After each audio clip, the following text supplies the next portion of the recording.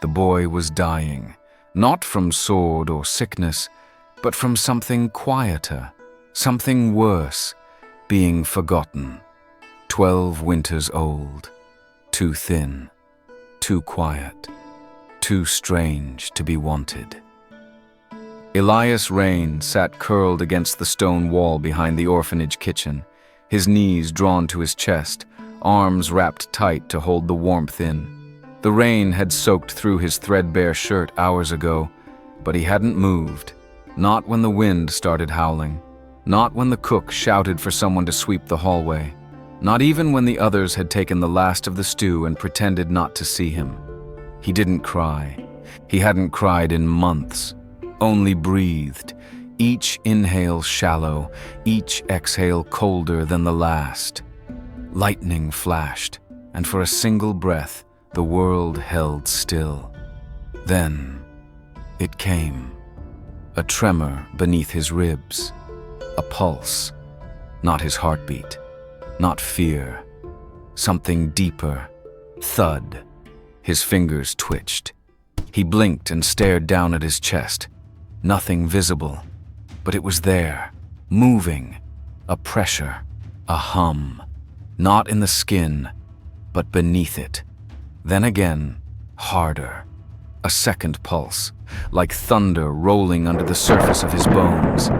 His back arched without meaning to, breath hitching in his throat. He didn't scream, couldn't. Inside the orphanage, laughter echoed off crumbling walls. Someone dropped a spoon. A door slammed.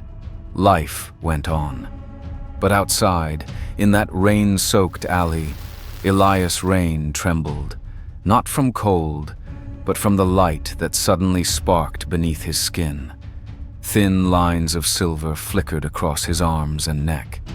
Faint, fleeting, but real. It felt like lightning waking up inside him. He pressed a palm to his chest, heart pounding now, not from fear, but from knowing. Something inside him had waited, and now it had stirred. "Who are you?" The voice came not from behind him, but within.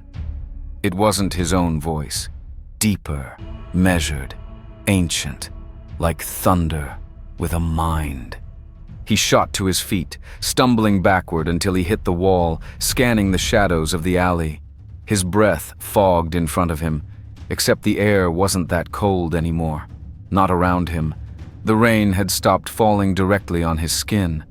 It parted around him in gentle arcs, as if unwilling to touch whatever he was becoming.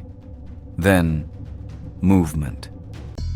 At the far end of the alley, beneath the crooked arch where the gate used to be, stood a figure, shrouded in dark robes that didn't ripple in the wind, still as the stones beneath it. He couldn't see a face, only a pair of eyes, glowing faintly silver, calm, cold, mirroring. Elias froze. Not from fear, but recognition. He'd never seen the figure before, and yet some part of him remembered. The figure raised a hand, fingers like carved bone. "You've been chosen," it said. The voice was like rain on stone, like a bell rung beneath the sea. But the storm will not wait forever. Then it vanished, not walked away, not dissolved, just gone. Elias sank to his knees. Rain returned, hammering down around him again, but it still didn't touch his skin. The alley was empty, silent, except for the storm building inside him. He placed a hand over his heart, felt nothing unusual, but the pulse was still there, faint, waiting. He didn't remember falling asleep, only the heat in his spine and the way the thunder settled in his ears like a lullaby. When he woke, the rain had stopped. His shirt was dry. The stones beneath him weren't. A mark, barely visible, glowed faintly along his forearm. A striking silver lightning bolt. He tried to rub it away. It didn't move, didn't fade. And somewhere in the distance, a voice whispered again. "Move, child. The storm is waking." The next morning, the orphanage was as gray as ever. Cracked roof, crooked shutters. Children shuffled out in silence, dragging buckets or brooms or broken shoes. No one noticed Elias. They never did. He moved differently that morning. Not faster, not louder, but lighter.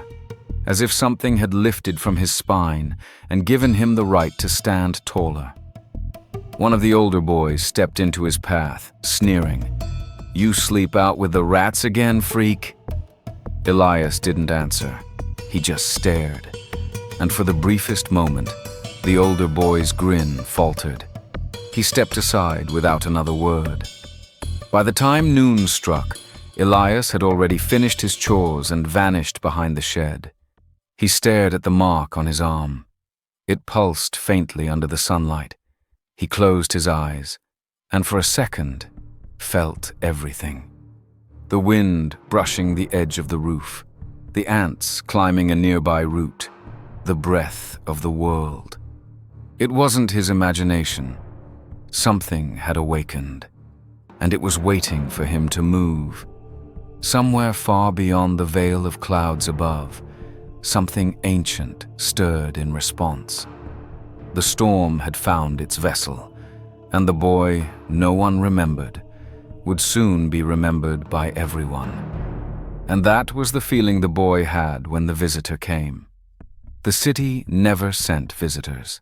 Not to the orphanage, not to this part of town.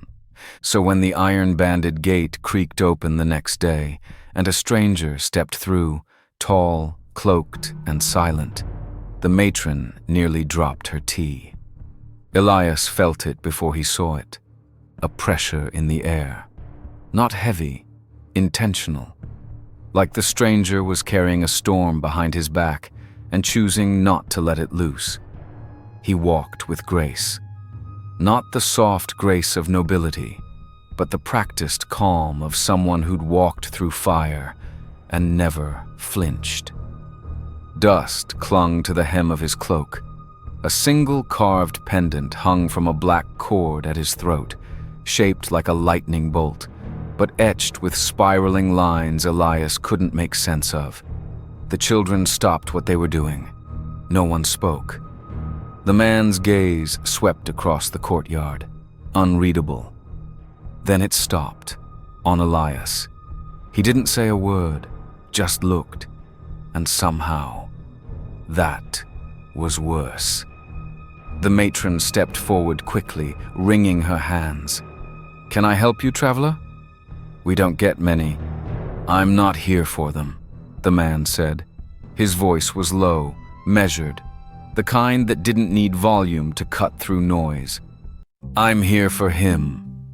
He pointed, right at Elias. Every head turned. The air changed. Elias stood frozen, a broom still in his hand. His pulse jumped, matching the strange hum beneath his ribs. The mark on his arm began to burn faintly. He swallowed. "Me?" The man nodded once. "Your name?" "Elias." The stranger's eyes narrowed, as if tasting the truth in the name. Then he turned to the matron. "I'll be taking him now." "You can't just... He's under the city's care." The man didn't look at her.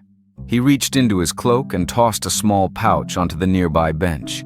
It clinked, loudly, the sound of coin. But it wasn't gold. Elias saw the glint, metal not from this region. Hexagonal, polished like glass, etched with runes that shimmered. The matron stared at it. Then at Elias. Then back at the stranger. "What is he?" The man finally looked her in the eye. "Not yours." 10 minutes later, Elias stood at the edge of the courtyard, a threadbare satchel slung over his shoulder, his heart hammering like war drums. No one had spoken to him. No one had said goodbye. The stranger walked ahead without slowing. Elias had to jog to catch up. They didn't speak for the first 100 steps. Then, "You felt it, didn't you?" the man asked without turning. Elias hesitated. "The pulse?" "Yes." A pause. "It's waking." They passed through alleys Elias had never seen, past shrines long abandoned, walls etched with spirals and glyphs he didn't recognize. "Who are you?" he finally asked. The man stopped. He turned, slowly, pulled back his hood. His face was weathered but sharp, eyes like cracked glass, silver threaded with stormlight, hair tied back in a dark braid streaked with white. He looked both ancient and ageless. "I am Cairo," he said, "and I'm the one who was sent to bring you to the gate." Elias blinked. "What gate?" Cairo studied him. "The one between worlds."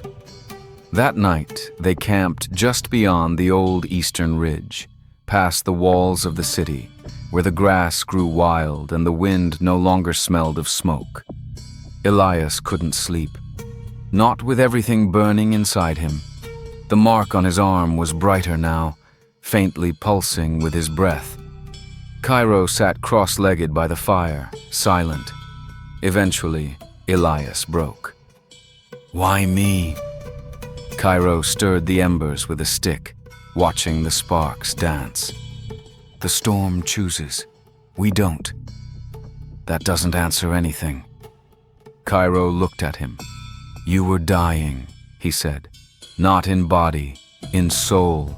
The storm heart doesn't awaken in those who are content. It stirs in those who are breaking, but refuse to fall." He let that hang in the air. "And it's not done with you." Elias stared into the fire, eyes wide. Storm heart. The words settled into his bones like truth, like something old being remembered. "What is it?" Cairo's voice dropped lower. "It's not a weapon. It's not a gift. It's a force, a current beneath the world, older than the skies and deeper than the sea." He pointed to Elias's chest. "And now, it lives in you." Lightning flashed in the far distance. No thunder followed. Elias watched the horizon. For the first time in his life, he didn't feel small. He felt connected to something bigger, to something rising. The fire crackled softly beside him. Cairo hadn't moved. "You won't survive what's coming," the man said, voice quiet, "unless you learn to move before the storm does." Elias swallowed. "Then teach me." Cairo smiled, just barely. "Good." He turned and pointed east, toward the mountains hidden in mist. "Let's see if the storm was right about you."